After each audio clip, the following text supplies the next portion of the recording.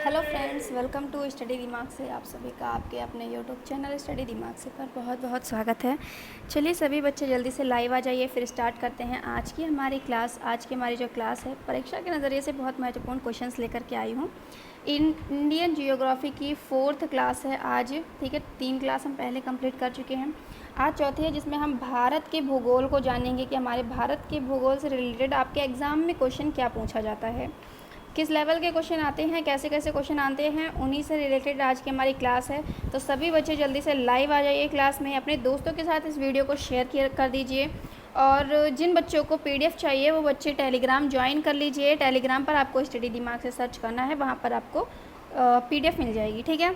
Topic की PDF मिल जाएगी, question answer की भी पीडीएफ मिल जाएगी और सारे सब्जेक्ट की आपको पीडीएफ मिल जाएगी जो आपको चाहिए। अगर आपको नोट्स बनाना है तो नोट्स के लिए आपको डिस्क्रिप्शन में जाना है। डिस्क्रिप्शन में आपको वीडियो मिल जाएगा फेस टू फेस जो हमने नोट्स बना रखे हैं, ठीक है। जो भी क्लास आप चाहें वो क्लास आप डिस्क्रिप्शन में जा कर के देख सकते हैं। हमारे अदर टीचर्स ने भी और मैंने भी, हम सभी ने मिल कर के आपको नोट्स बनवा रखे हैं। पूरा कोर्स मैंने कंप्लीट कराया है और अदर टीचर ने भी कराया है आपको, ठीक है। तो आप ज़रूर क्लास में जाइएगा, डिस्क्रिप्शन में जाइएगा और सारी क्लास लीजिएगा एंड शेयर कर दीजिए इस क्लास को। फिर स्टार्ट कर लेते हैं आज की क्लास। आज की जो हमारी ये क्लास है इसमें हम पढ़ेंगे क्वेश्चन आंसर्स, ठीक है। आपके एग्ज़ाम आने वाले हैं तो आई होप कि आप लोगों ने टॉपिक तो सारे ही पढ़ लिए होंगे। अब आपको ज़रूरत है कि आप थोड़ा सा प्रैक्टिस करें क्वेश्चंस के आंसर देने की। समय कम होता है, जीके में आपको आंसर तुरंत क्वेश्चन देख के आंसर देना होता है, तो आप यहाँ पर इन क्वेश्चंस के आंसर देने की कोशिश कीजिए। साथ में मैं आपको आंसर भी बताऊँगी, केवल मैं आपको यहाँ टेस्ट लेने नहीं आई हूँ। टेस्ट आप अपने आप को खुद लीजिए। क्वेश्चन आपके सामने आएगा और 4 ऑप्शन होंगे, जो आपको आंसर सही लगे उसे आप कमेंट बॉक्स में कमेंट करके बता देना। फिर जस्ट मैं थोड़ी देर बाद ही आपको आंसर बताऊंगी, आपको फिर चेक करना है अपना आंसर कि आपने सही बताया है या गलत। अगर आपका गलत हो जाता है तो टेंशन लेने की कोई बात नहीं है। आपको जब मैं आंसर बताऊंगी तो आप उसे सीख सकते हैं, उसे आप याद कर सकते हैं, जिससे कि एग्ज़ाम में आपकी गलती ना हो, ठीक है। तो आइए स्टार्ट करते हैं। अपने आप को परखिए, जानिए कि कितनी तैयारी आपने कर रखी है, किस लेवल तक की आपकी तैयारी हो रखी है और कहाँ कमी रह गई है उसे आपको ठीक करना है, ठीक है। चलिए तो फिर स्टार्ट कर लेते हैं। आई होप कि आप लोगों ने अपने दोस्तों तक इस वीडियो को पहुंचा दिया होगा। नहीं पहुंचाया है तो ज़रूर पहुंचाइए, ताकि आपके फ्रेंड्स भी जो एग्ज़ाम की तैयारी कर रहे हैं वो लोग भी इस क्लास को देख सकें और अपने एग्ज़ाम की तैयारी बेस्ट तरीके से कर सकें, ओके। और अगर वीडियो पसंद आए तो लाइक ज़रूर कीजिएगा। इसके अलावा मैं आपको बता दूं कि रोज़ सुबह 9 बजे मेरी क्लास होती है। आप लोग डेली टाइम पर क्लास आ जाया कीजिए क्लास के अंदर, और यहाँ पर आकर के इन क्वेश्चंस के आंसर देने का प्रयास किया कीजिए और कुछ नए क्वेश्चंस के आंसर भी जानने की कोशिश किया कीजिए, ठीक है। चलिए तो स्टार्ट करते हैं। जो नए बच्चे हैं वो लोग चैनल को सब्सक्राइब कर लेंगे, बेल आइकन क्लिक कर लेंगे, जिससे कि अगली वीडियो का नोटिफिकेशन उनके पास पहुँच जाएगा। वैसे रोज़ 9 बजे होती है क्लास, तो 9 बजे आप क्लास में टाइम पर आ जाया कीजिए और चैनल को सब्सक्राइब कर लेंगे तो नोटिफिकेशन आपको मिल जाएगा डेली। चलिए फर्स्ट क्वेश्चन आ चुका है। अगर आप जानते हैं इस क्वेश्चन का आंसर, अगर आपने पढ़ रखा है इसे पहले, तो बताइए इस क्वेश्चन का राइट आंसर क्या होगा। क्वेश्चन है, भारत में डाक विभाग की स्थापना कब हुई? 1837 में, option number A. Option number B है 1921 में। ऑप्शन नंबर सी 1918 में एंड ऑप्शन नंबर डी 1854 में। ए, बी, सी या फिर ऑप्शन डी। अगर आप जानते हैं राइट आंसर तो कमेंट बॉक्स खोलिए, कमेंट बॉक्स में कमेंट करिए और बताइए भारत में डाक विभाग की स्थापना कब हुई। जो बच्चे ऑप्शन नंबर डी सिलेक्ट कर रहे हैं उनका हो जाएगा बिल्कुल राइट आंसर 1854 में, ठीक है। भारत में डाक विभाग की स्थापना हुई थी। और इसके अलावा आप याद रखेंगे जो लॉर्ड डलहौजी हैं उनके समय में इसकी स्थापना हुई थी। नेक्स्ट क्वेश्चन देखेंगे, क्वेश्चन नंबर 2 है। इस क्वेश्चन का आंसर बताइए। क्वेश्चन है, भारत को कुल कितने पिन कोड क्षेत्रों में विभाजित किया गया है? ऑप्शन ए है 5, option B 7, option C 8 and option D 9। A, B, C, D जो आपको राइट लगे वो आपको कमेंट बॉक्स में कमेंट करके बताना है। क्वेश्चन एक बार और पढ़ती हूँ। भारत को कुल कितने पिन कोड क्षेत्रों में विभाजित किया गया है? राइट आंसर होगा ऑप्शन नंबर सी, ठीक है। 8 बताने वालों का बिल्कुल राइट आंसर हो जाएगा। देखो 6 अंक के जो पिन कोड हैं वो जो शुरू के पहले अंक हैं उनमें से क्षेत्र जो है वो दूसरे क्षेत्र के लिए है, दूसरे अंक के उप क्षेत्र, तीसरे अंक से जिलों की जानकारी मिलती है और वहीं अंतिम के जो 3 और क्षेत्र बचते हैं, 3 और अंक बचते हैं उनसे डाक का सूचक होता है, जिसके अंतर्गत पत्रों में बताया गया है कि विवरण क्षेत्र आते हैं। ठीक है, तो याद रखिएगा। नेक्स्ट क्वेश्चन देखेंगे, क्वेश्चन नंबर 3, और बताएंगे इस क्वेश्चन का राइट आंसर क्या है। क्वेश्चन है, भारत में पहला स्वचालित टेलीफोन एक्सचेंज कब और कहाँ स्थापित किया गया। Option A 1940 Delhi, option B 1913 Mumbai, option C 1913 Shimla and option D 1940 Kolkata. A, B, C या फिर ऑप्शन डी, जल्दी बताइए क्या होगा इस क्वेश्चन का राइट आंसर। क्वेश्चन एक बार और देखिए, भारत में पहला स्वचालित टेलीफोन एक्सचेंज कब और कहाँ स्थापित किया गया। तो जो बच्चे यहाँ पर ऑप्शन सी सिलेक्ट कर रहे हैं उनका हो जाएगा right answer 1913 Shimla. Option C बताने वालों का बिल्कुल राइट आंसर है। चलिए क्वेश्चन नंबर 4 पर आते हैं। नेक्स्ट क्वेश्चन आ चुका है। क्वेश्चन है, भारत में HTD सेवा कब आरंभ हुई। Option A 1960, option B 1984, 1947 and option D है 1950। तो जो बच्चे यहाँ पर सिलेक्ट कर रहे हैं ऑप्शन नंबर ए को, उनका हो जाएगा बिल्कुल सही उत्तर। 1960 में भारत में HTD सेवा कानपुर और लखनऊ के बीच में शुरू हुई थी। अगला क्वेश्चन देखेंगे, क्वेश्चन नंबर 5, और बताएंगे इस क्वेश्चन का राइट आंसर क्या है।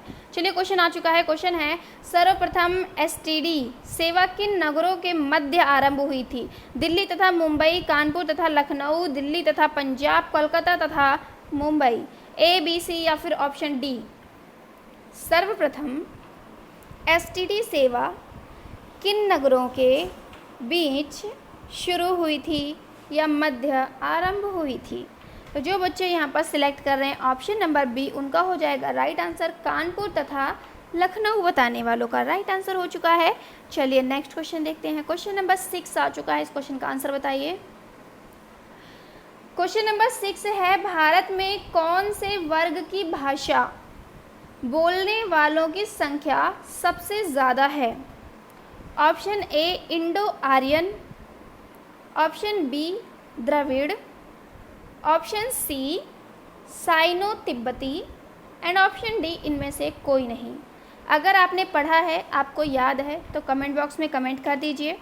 नहीं याद है तो मैं आपको बताऊंगी, तो आप उसे याद कर लीजिए, ताकि एग्ज़ाम में अगर क्वेश्चन आए तो आपको बैठना ना पड़े, शांति से काम करना पड़े। ठीक है, चलिए तो एक बार और क्वेश्चन देखते हैं ध्यान से। भारत में कौन से वर्ग की भाषाएं बोलने वालों की संख्या सबसे ज़्यादा है। तो राइट आंसर होगा option number A. Okay, Indo Aryan option बिल्कुल राइट आंसर हो जाएगा आपका।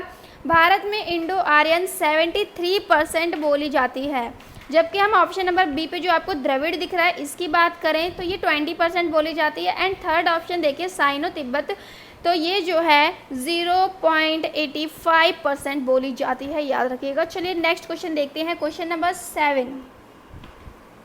क्वेश्चन है, भारत की पहली डाक टिकट 1837 में रिलीज़ की गई थी। इस टिकट को कहाँ रिलीज़ किया गया था। मुंबई में, ढाका में, कराची में, यांगोन में। ऑप्शन ए, बी, सी या डी, बताइए कौन सा राइट आंसर है। भारत की पहली डाक टिकट जो 1837 में रिलीज़ की गई थी, इस टिकट को कहाँ रिलीज़ किया गया था। मुंबई, ढाका, कराची, यांगोन। तो जो बच्चे यहाँ पर Karachi option number C select कर रहे हैं उनका हो जाएगा बिल्कुल राइट आंसर। ऐसे ही देखते रहिए, पढ़ते रहिए और करते रहिए स्टडी दिमाग से। ठीक है, अपने दोस्तों के साथ इस वीडियो को शेयर कीजिएगा। चलिए नेक्स्ट क्वेश्चन देखते हैं। क्वेश्चन अच्छे लगे तो लाइक ज़रूर कर दीजिएगा और कमेंट बॉक्स में आंसर अपना देते रहिए। क्वेश्चन नंबर 8 आ चुका है, इसका आंसर देना है। क्वेश्चन है, दिल्ली से मथुरा तथा वाराणसी होते हुए कलकत्ता को कौन सा राष्ट्रीय राजमार्ग जोड़ता है। ऑप्शन ए है NH4, ऑप्शन बी है NH2 एंड ऑप्शन सी है NH10, वहीं ऑप्शन नंबर डी है NH6। ए, बी, सी या फिर ऑप्शन डी, दिल्ली से मथुरा तथा वाराणसी होते हुए कोलकाता को कौन सा राष्ट्रीय राजमार्ग जोड़ता है। ए, बी, सी या फिर ऑप्शन डी। ऑप्शन ए इसका राइट आंसर हो जाएगा, याद रखिएगा, ठीक है। ऑप्शन नंबर ए इसका बिल्कुल सही उत्तर हो जाएगा। जो बच्चे ए सिलेक्ट कर रहे हैं उनका बिल्कुल राइट आंसर है। मुंबई चेन्नई को आपस में जोड़ता है NH4। ओके, चलिए नेक्स्ट क्वेश्चन देखते हैं।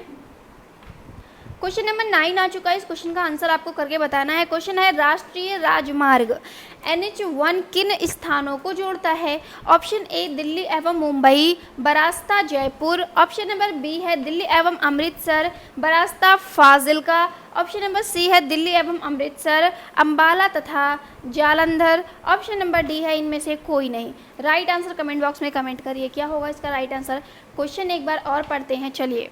राष्ट्रीय राजमार्ग NH1 किन स्थानों को जोड़ता है? ए, बी, सी या फिर ऑप्शन डी। ऑप्शन सी बताने वालों का बिल्कुल राइट आंसर हो जाएगा दिल्ली एवं अमृतसर, अंबाला तथा जालंधर। ऑप्शन नंबर सी बताने वालों का बिल्कुल राइट आंसर हो चुका है, ठीक है, सी बिल्कुल सही उत्तर हो जाएगा। चलिए नेक्स्ट क्वेश्चन देखते हैं, क्वेश्चन नंबर 10। इस क्वेश्चन का आंसर बताना है आपको। क्वेश्चन है ओबरा किसके लिए जाना जाता है? ऑप्शन ए एक नई तेल शोधनशाला के लिए। ऑप्शन बी ताप विद्युत घर के लिए। ऑप्शन सी पक्षी विहार के लिए। एंड ऑप्शन डी एक नया एल्यूमिनियम संयंत्र के लिए। ए, बी, सी या फिर ऑप्शन डी। क्वेश्चन नंबर 10 आ चुका है, जल्दी बताइए इस क्वेश्चन का राइट आंसर क्या होगा। चलिए आइए एक बार क्वेश्चन और पढ़ लेते हैं। क्वेश्चन है ओबरा किसके लिए जाना जाता है? ए, बी, सी या फिर ऑप्शन डी। राइट आंसर हो जाएगा इसका ताप विद्युत घर। ऑप्शन बी इसका बिल्कुल सही उत्तर हो जाएगा, ठीक है। ओबरा उत्तर प्रदेश में ताप विद्युत घर के लिए सबसे ज़्यादा प्रसिद्ध है, आप इसे याद रखेंगे। नेक्स्ट क्वेश्चन देखेंगे, क्वेश्चन नंबर 11, और बताएंगे इस क्वेश्चन का राइट आंसर क्या होगा। क्वेश्चन है भारत की सबसे प्राचीन तेल शोधनशाला कहाँ स्थित है? ए, बी, सी या फिर ऑप्शन डी। देखिए ऑप्शन नंबर ए पर है हल्दिया, ऑप्शन नंबर बी पर है दिगबोई, ऑप्शन नंबर सी पर है Barauni and option number D पर है कोच्चि। क्वेश्चन एक बार और ध्यान से पढ़ेंगे। भारत की सबसे प्राचीन तेल शोधनशाला कहाँ पर स्थित है? एंड जिन बच्चों ने यहाँ पर सिलेक्ट किया है ऑप्शन नंबर बी को, उनका हो जाएगा बिल्कुल राइट आंसर। दिगबोई बताने वालों का ऑप्शन नंबर बी सिलेक्ट करने वालों का बिल्कुल राइट आंसर हो चुका है, याद रखिएगा। भारत का सबसे प्राचीन तेल शोधनशाला जो है वो दिगबोई ही है, असम में है, जो कि 1901 में स्थापित ये किया गया था। और उस समय याद रखिएगा कि 18 तेल शोधनशाला कुल जो है वो थी, ठीक है। चलिए नेक्स्ट क्वेश्चन देखते हैं, क्वेश्चन नंबर 12। क्वेश्चन नंबर 12 आ चुका है, इस क्वेश्चन का आंसर बताइए। क्वेश्चन है भारत का पहला सार्वजनिक क्षेत्र का उर्वरक कारखाना कहाँ स्थापित किया गया था? Option A Nangal, option number B Cochin, option number C Sindri and option number D Trombay. Bharat का पहला सार्वजनिक क्षेत्र का उर्वरक कारखाना कहाँ स्थापित किया गया था? राइट आंसर कमेंट बॉक्स में कमेंट कर दीजिए, जल्दी से कमेंट कर दीजिए राइट आंसर क्या होगा। भारत का पहला सार्वजनिक क्षेत्र का उर्वरक कारखाना कहाँ स्थापित किया गया था? सिंदरी बताने वालों का बिल्कुल राइट आंसर हो जाएगा। जो बच्चे ऑप्शन नंबर सी बता रहे हैं बिल्कुल राइट आंसर है आपका, ठीक है। अपने क्षेत्र का स्वतंत्रता के बाद सर्वप्रथम 1951 में सिंदरी में उर्वरक कारखाना लगाया गया था, याद रखिएगा। चलिए देखते हैं क्वेश्चन नंबर 13। क्वेश्चन नंबर 13 का आंसर बताएंगे। क्वेश्चन है भारत में कौन सा राज्य सुनहरी मूंगा रेशम के उत्पादन में अग्रणी है? Option A Bihar, option B Assam, option C Karnataka and option D इनमें से कोई नहीं। बताइए क्वेश्चन नंबर 13 आ चुका है, इस क्वेश्चन का आंसर आपको जल्दी से करना है कमेंट बॉक्स में। ए राइट होगा, बी राइट होगा, सी राइट होगा या फिर डी राइट होगा। जो नए बच्चे हमारे साथ जुड़ रहे हैं उन सभी का स्वागत है स्टडी दिमाग से पर। और अगर आप बिल्कुल नए हैं, आपने अगर चैनल सब्सक्राइब नहीं किया है तो प्लीज़ चैनल को सब्सक्राइब कर लीजिएगा, बेल आइकन क्लिक कर लीजिएगा, इससे आपको नेक्स्ट वीडियो का नोटिफिकेशन मिल जाएगा। और अगर आपको क्लास अच्छी लग रही है तो प्लीज़ लाइक कर दीजिएगा, जिससे कि हमारा हौसला बना रहे और हम आपके लिए ऐसे ही अच्छी अच्छी क्लास लाते रहें, आपको एग्ज़ाम की तैयारी के लिए बेस्ट से बेस्ट क्वेश्चंस उपलब्ध कराते रहें, ठीक है। चलिए वेरी गुड, शेयर भी कर दीजिएगा क्लास को, थैंक यू। चलिए बताइए इस क्वेश्चन का राइट आंसर क्या होगा। असम बताने वालों का बिल्कुल राइट आंसर हो जाएगा, याद रहे ऑप्शन नंबर बी जो लोग सिलेक्ट कर रहे हैं उनका बिल्कुल राइट आंसर हो जाएगा असम बताने वालों का, ठीक है बिल्कुल। चलिए वेरी गुड। भारत में जो चारों प्रकार के बात करें मूल बनी, तरस, इरी और मूंगा की, तो ये रेशम का उत्पादन होते हैं। लेकिन असम की बात करें तो असम राज्य में ही केवल मूंगा रेशम का उत्पादन किया जाता है। क्वेश्चन नंबर नेक्स्ट देखेंगे 14 और बताएंगे इस क्वेश्चन का राइट आंसर क्या है। चलिए क्वेश्चन आ चुका है, क्लिक कर दीजिए अपना राइट आंसर, घबराया ना कीजिए आंसर करने के लिए, ठीक है। गलत हो जाएगा तो यहाँ पर आपको कोई सज़ा देने वाला नहीं है ना, तो यहाँ पर आपके नंबर माइनस हो रहे हैं, ठीक है। बस आप अपने आप को परख पाएंगे कि आपकी तैयारी किस लेवल की है, कितना जल्दी आप क्वेश्चन को पढ़ते हैं, ऑप्शन देखते हैं और आंसर करते हैं। वैसे भी आपके पास समय कम होता है, जीके आपको जल्दी से जल्दी करना है, क्योंकि जो आपको टाइम लगाना है वो आपको देना है मैथ और रीजनिंग में, लेकिन जीके इंग्लिश को तो आपको फटाक से आंसर करना है। क्वेश्चन देखते ही आंसर आपके नज़रों में, आपके हाथ पर, आपकी ज़ुबान पर होना चाहिए, ठीक है। चलिए क्वेश्चन नंबर 14 का आंसर बताइए। हिंदुस्तान एंटीबायोटिक के उत्पादन इकाई कहाँ स्थित है? दिल्ली में, ऋषिकेश में, फरीदाबाद में या फिर मुंबई में? ए, बी, सी या फिर option D? Rishikesh option number B बताने वालों का बिल्कुल राइट आंसर हो जाएगा। याद रहे जो बच्चे बी बता रहे हैं उनका राइट आंसर होगा, ठीक है। चलिए वेरी गुड। नेक्स्ट क्वेश्चन देखते हैं, क्वेश्चन नंबर 15। क्वेश्चन है, कौन सा राज्य सीमेंट उत्पादन में अग्रणी है? Option A Delhi, option B Tamil Nadu, option C Bihar और option D Rajasthan. A, B, C या फिर ऑप्शन डी, बताइए कौन सा वाला राइट आंसर होगा। कौन सा वो राज्य है जो सीमेंट उत्पादन में अग्रणी है? दिल्ली, तमिलनाडु, बिहार या राजस्थान? सिलेक्ट करिए अपना राइट आंसर, बताइए कमेंट बॉक्स में कमेंट करके। ए, बी, सी या फिर ऑप्शन डी, जल्दी बता दीजिए। जो बच्चे यहाँ पर सिलेक्ट कर रहे हैं राजस्थान, उनका हो जाएगा बिल्कुल right answer option number D. Rajasthan बताने वालों का बिल्कुल सही उत्तर हो चुका है। चलिए फिर बढ़ते हैं इसी के साथ हम अगले क्वेश्चन की तरफ। देखिए क्वेश्चन नंबर 16 क्या कह रहा है। क्वेश्चन है, बाटा नगर किस राज्य में स्थित है?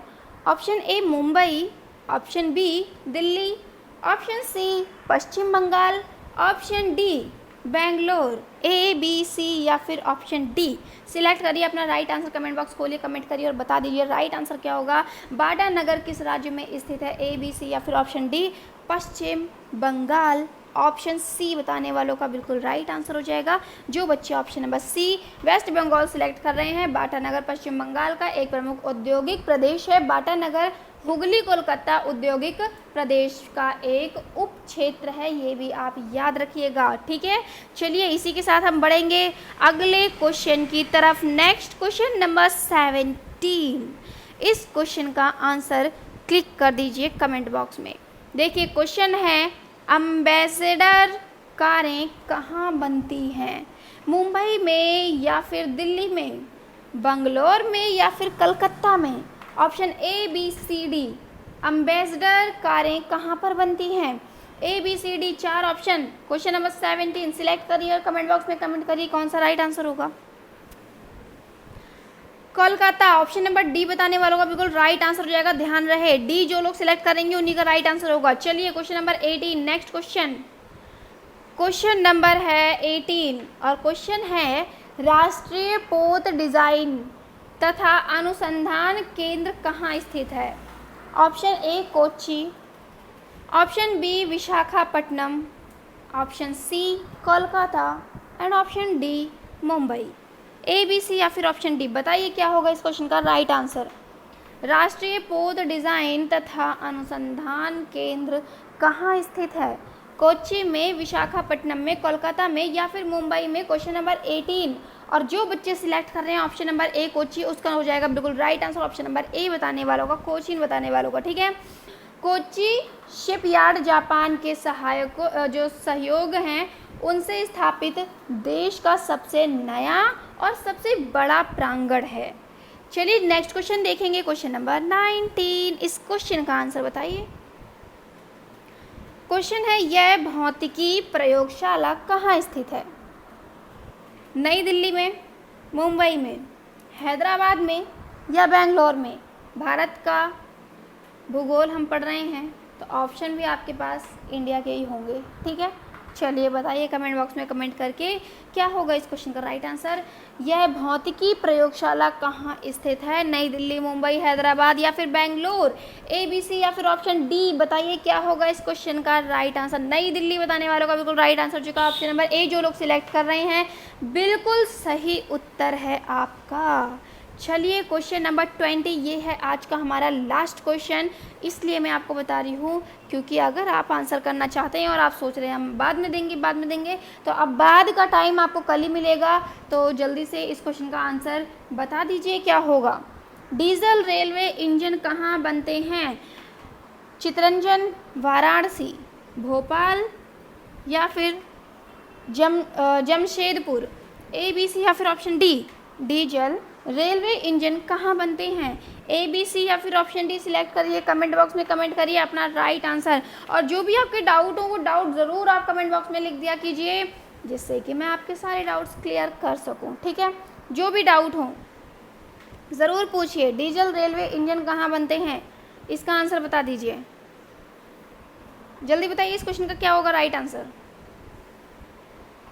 जो बच्चे सिलेक्ट कर रहे हैं चितरंजन, उनका हो जाएगा बिल्कुल राइट आंसर। चलिए, तो इसी बात पर हम क्वेश्चन नंबर 21 को प्रेजेंट करते हैं आपके सामने। चलिए, इसका आंसर भी बता दीजिए।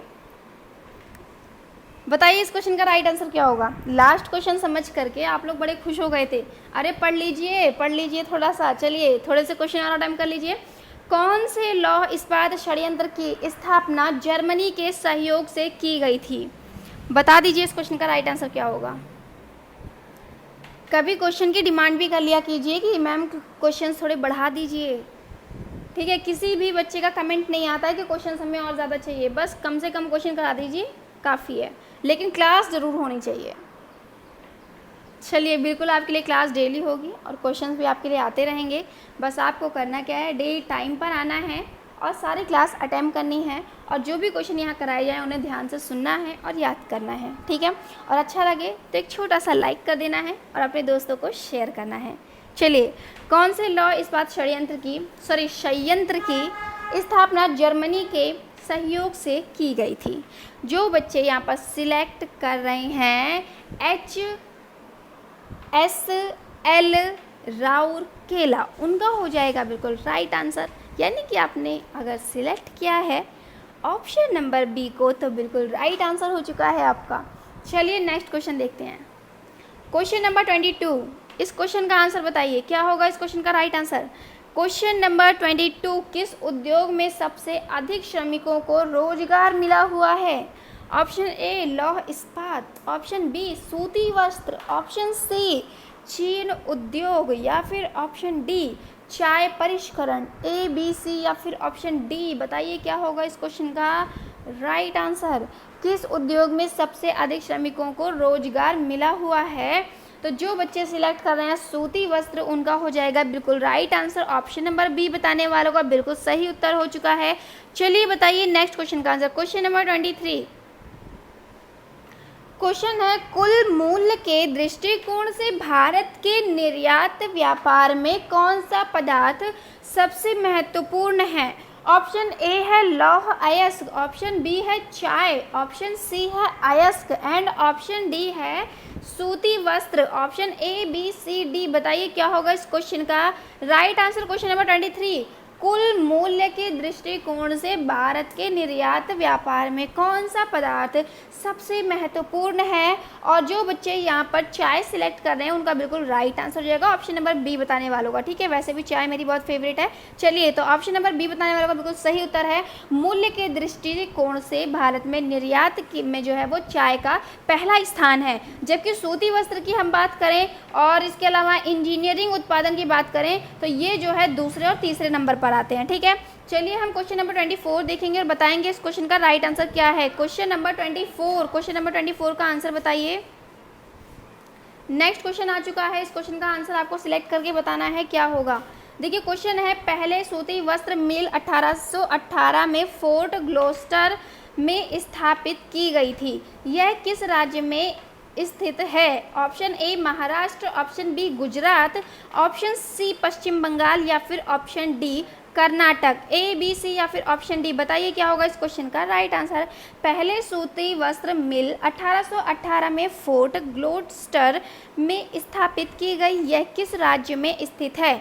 ऑप्शन नंबर सी बताने वालों का बिल्कुल राइट आंसर हो जाएगा। जो बच्चे यहाँ पर पश्चिम बंगाल सिलेक्ट करें उनका बिल्कुल राइट आंसर हो जाएगा। सूती वस्त्र उद्योग भारत का सबसे बड़ा उद्योग है इस उद्योग में 12 लाख श्रमिक लगे हुए हैं। सूती वस्त्र का जो पहला कारखाना ये 1818 ईस्वी में पश्चिम बंगाल में लगाया गया था, जो कि असफल रहा था, ये भी आप याद रखेंगे। पहला जो सफल हुआ था वो सूती वस्त्र मिल का स्थापना 1854 में हुई थी मुंबई में, ठीक है। तो इन दोनों चीज़ों में डिफरेंस समझना है। जो फर्स्ट वाला था वो असफल हुआ था, वो 1818 में हुआ था, और जो सफल हुआ था पहला वो है 1854 में मुंबई में। और सबसे ज़्यादा रोजगार जो प्रदान किए गए हैं या सबसे ज़्यादा रोजगार मिलते हैं वो सूती वस्त्र में है, ठीक है। चलिए नेक्स्ट क्वेश्चन देखते हैं। डेफिनेटली ये आपका लास्ट क्वेश्चन है, इस क्वेश्चन का आंसर बताइए। इसके बाद हम मिलेंगे कल सुबह 9 बजे, ठीक है।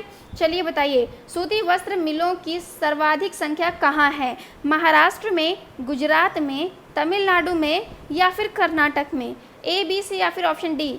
सीरियसली आपका लास्ट क्वेश्चन है, बता दीजिए इस क्वेश्चन का राइट आंसर। सूती वस्त्र मिलों की सर्वाधिक संख्या कहाँ स्थित है? जल्दी सिलेक्ट करिए और सभी के आंसर आने चाहिए, सभी आंसर कीजिए और क्लास को शेयर कर दीजिएगा अपने दोस्तों के साथ जो बच्चे यहाँ पर एग्जाम की तैयारी कर रहे हैं। ऑल कॉम्पिटेटिव एग्जाम के लिए बहुत इंपॉर्टेंट है, सबसे ज़्यादा ज़रूरी तो है ये दिल्ली पुलिस के लिए, जो बच्चे दिल्ली पुलिस के एग्जाम की तैयारी कर रहे हैं, ठीक है। तो बताइए, ऐसे ही क्वेश्चन आपके जियोग्राफी में पूछे जाते हैं और सबसे ज़्यादा क्वेश्चन आपके इंडियन जियोग्राफी से बनते हैं, इसीलिए मैं आपके लिए सबसे पहले टॉपिक जो लेकर के आई हूँ इंडियन जियोग्राफी लेकर आई हूँ। अभी हमें बहुत कुछ पढ़ना है वैसे जियोग्राफी में, पर मैंने स्टार्ट किया है इंडियन जियोग्राफी से, क्योंकि ज़्यादा क्वेश्चन आपके इंडियन जियोग्राफी से ही पूछे जाते हैं, ठीक है। तो महाराष्ट्र जो लोग सिलेक्ट कर रहे हैं उनका बिल्कुल राइट आंसर है। चलिए ऑप्शन नंबर ए बताने वालों का बिल्कुल सही उत्तर हो चुका है, महाराष्ट्र बताने वालों का, ठीक है। सूती वस्त्र मिलों की सर्वाधिक संख्या महाराष्ट्र में है, यहाँ पर केवल मुंबई में 60 मिलें हैं, ये भी आप याद रखिएगा। चलिए फिर मिलते हैं इसी के साथ अगली क्लास में। आप लोगों ने इतना टाइम दिया, बहुत अच्छा लगा। ऐसे ही देखते रहिए, पढ़ते रहिए और करते रहिए स्टडी दिमाग से। बने रहिए हमारे साथ, डेली सुबह 9 बजे क्लास लेने आ जाए कीजिए। अगर आपको PDF चाहिए तो टेलीग्राम ज्वाइन कीजिए, टेलीग्राम पर आपको PDF मिल जाएगा। अगर आप नोट्स बनाना चाहते हैं तो नोट्स आपको डिस्क्रिप्शन में मिल जाएगा, डिस्क्रिप्शन में जाइए, पॉलिटी के नोट्स बनाइए। पॉलिटी मैंने आपको पूरी कंप्लीट कराई है, हिस्ट्री भी मैंने कंप्लीट कराई है, पंकज सर ने भी हिस्ट्री पढ़ाई है। कंप्यूटर पढ़ना है तो पूजा मैम की क्लास लीजिए, रीजनिंग पढ़ना है तो संदीप सर की क्लास लीजिए, और करंट अफेयर्स की क्लास लेना है तो अंकित सर की क्लास जाकर के देखिए। साइंस लेनी है तो अमित सर के पास जाइए, मैथ पढ़ना है तो अमित सर ने भी मैथ आपको कराया है, गोपाल सर ने भी मैथ कराया है, और अगर इंग्लिश पढ़ना है तो राजेंद्र सर की क्लास लीजिए। ये सारी क्लास आपको नीचे डिस्क्रिप्शन में मिलेंगी, डिस्क्रिप्शन खोलिए, वहाँ जाइए, लिंक पर क्लिक कर लीजिए और जो क्लास आपको लेनी है, जो सब्जेक्ट पढ़ना है वो आप वहाँ पर जा कर के पढ़ सकते हैं। Okay, so thank you so much. मिलते हैं कल सुबह 9 बजे, तब तक के लिए देखते रहिए, पढ़ते रहिए और करते रहिए स्टडी दिमाग से। Thank you so much.